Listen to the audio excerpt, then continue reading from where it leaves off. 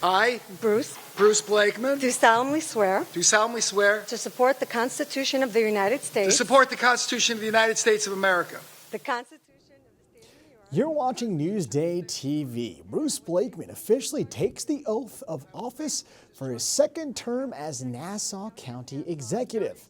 Thanks for joining us. I'm Ken Buford. The Republican was sworn in at the Cradle of Aviation in Uniondale. We are home to every race, every religion, every ethnic group, people of all lifestyles and abilities, and we're very different from other communities because even when we disagree, we do so with respect and grace. Blakeman addressed affordability and signed a bill into law prohibiting protesters from coming within 10 feet of someone entering or leaving a religious site. Newsday TV political analyst Joy Brown had this to say. Not raising taxes in an area where taxes are out of this world is a very, very big deal, and that's one way to get to affordability. Now, don't forget, Blakeman is running against Governor Kathy Hochul this November. Hochul will deliver her State of the State address tomorrow. We'll have a preview for that in a minute. A Suffolk Community College professor has been busted by the feds in an undercover sting. Authorities say Philip Schuler made arrangements to meet a person who he thought was a 13-year-old girl at a Valley Stream park. Turns out it was a federal agent. Prosecutors say Schuler also booked a hotel in advance. And a driving instructor from Melville is accused of showing pornography to teenagers. 75-year-old Mitchell Lerner allegedly showed videos and photos on his cell phone to three 16-year-olds. Authorities say it happened during a driving lesson in Smithtown last month. Lerner has been charged with endangering the welfare of a child. And the town of Brookhaven has 3 more months to recommend cleanup plans for its landfill. The Department of Environmental Conservation set a new May 1st deadline. Groundwater testing in 2023 discovered so-called forever chemicals in a toxic plume coming from the landfill. The plume extends 4 miles from Brookhaven Hamlet south toward Bellport Bay. All right, let's take a quick look at tomorrow's weather. It was a decent day today. We have another decent one tomorrow. Temps in the low 40s. Of course, we'll have that 7-day forecast for you later in the broadcast to see if these 40s stick with us for a while.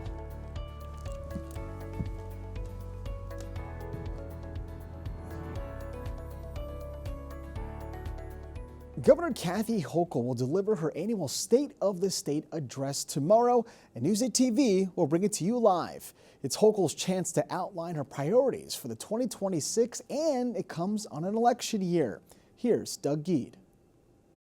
Hello, Long Island.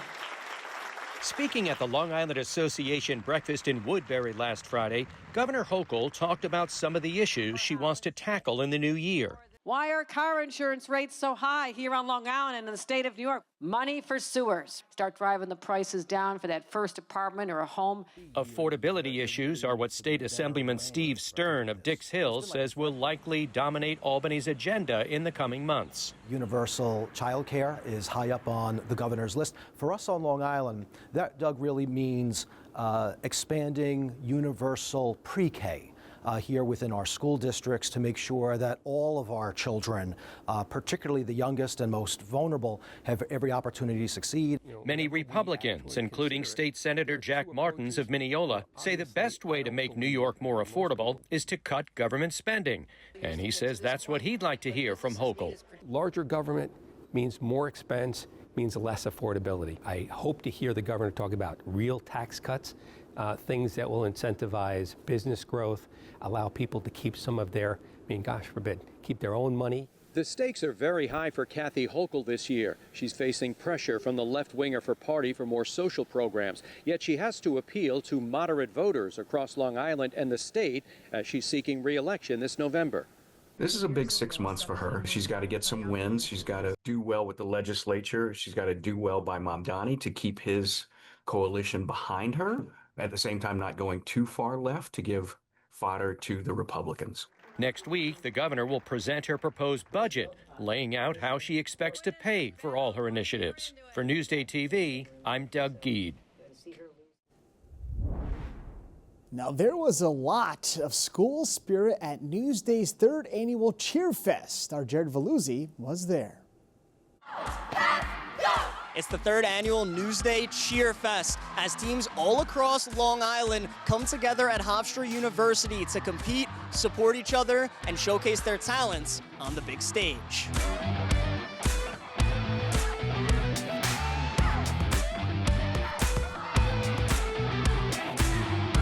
It's super fun seeing everyone else do what they love to do and getting to experience everyone love the same sport. It's really awesome.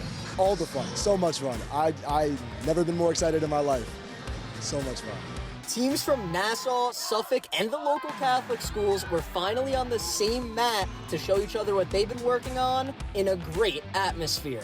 It's really fun and exciting because Izzy said, when we're at section comps, we only see people in our division. So when we get to see all the teams, it's really cool. Everyone, when you walk by, they'll say good luck. Everyone's so friendly and nice. It's amazing. And on a big stage, teams fought off nerves and came together to deliver some excellent performances. We really just try not to get nervous. We just use it as excitement because we're so happy to be with each other, to be out on that mat. And this is our third year competing at Newsday. So it's just a really exciting experience to be all together and have fun out there. And after their routines concluded, whether it was cheering others on or hanging with the mascot, it was a day filled with fun. I think they love it when the camera pans to them when they're sitting in the stands and they get to just dance and have a good time. I think that's probably their favorite part. From Hofstra University, I'm Jared Veluzzi, Newsday TV. Now, to read more about Cheerfest, go to Newsday.com, click Get More, pull the Newsday TV video box.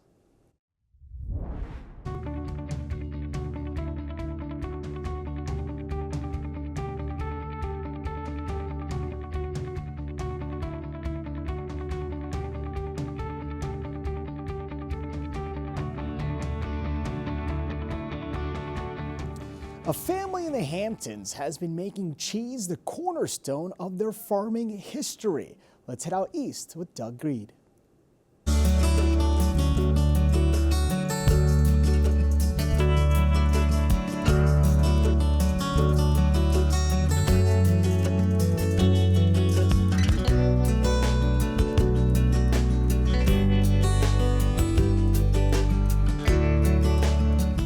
I'll give you a little bit to try to figure out what you're looking at. Almost looks like big piles of dough, maybe a clay pot. Actually, they are wheels of cheese.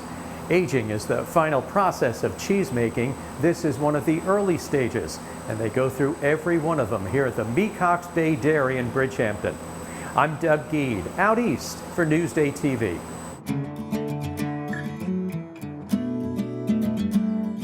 I live in the house that my father's grandfather built in about the 1870s. And amazingly, about 200 years before the 1870s is when the Ludlow family first settled on the South Fork. There have been many generations of farmers since then, growing in modern times potatoes. But as that became less lucrative, they heard the call for another kind of farming. Dairy cows. For 25 years now, the Ludlows have been making cheese from the milk of their cows. They're all raw milk cheeses, and we're doing a brie style, which I call Atlantic Mist, that has the white rind on the outside and a nice creamy texture inside. Art Ludlow and his two sons also produce several other varieties, including a cheddar and an Alpine-style cheese, similar to Asiago or Parmesan. It all begins with the fresh milk poured into a large vat where it's heated and stirred. Cultures and later rennet are added to coagulate the milk. Eventually, it's put in plastic molds called hoops. After it hardens, the cheese is then left alone in the aging room. The Sigit, which I'm making today, we like to sell that at 2 years. It can age for longer. We've had Sigit that's 5 years, and it develops more crystals and gets more firm, more flavor. The cheese is sold right at their Bridgehampton farm and also at various farmers markets throughout the year. We are directly in touch with the people who are consuming the products that we're making, and the people appreciate what we do. People have a genuine interest in what we're doing and why we're doing it and how we're doing it. Making a product that people enjoy is very satisfying to see people eat it and enjoy it, and it makes me feel good. In Bridgehampton for Newsday TV, I'm Doug Geed. Cheese is just the best, isn't it? My favorite, Gorgonzola, really good. Now for more Out East with Doug Geed, go to Newsday.com, click Get More, below the Newsday TV video box. All right, let's take a closer look at your 7-day forecast to see if there's any rain to stir up our week, and there is, and it's coming in on the weekend nonetheless. Saturday, looks like we'll have some rain, temps in the 40s. Wednesday, 47 with just clouds overhead. That might be the day where you head outside for that walk you've been saying you're gonna take.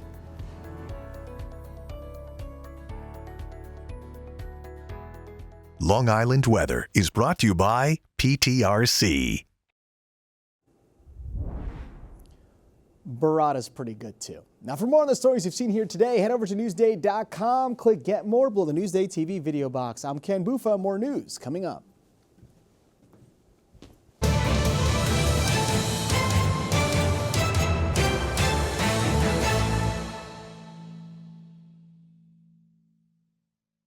There's more to Long Island than you know when you picture this.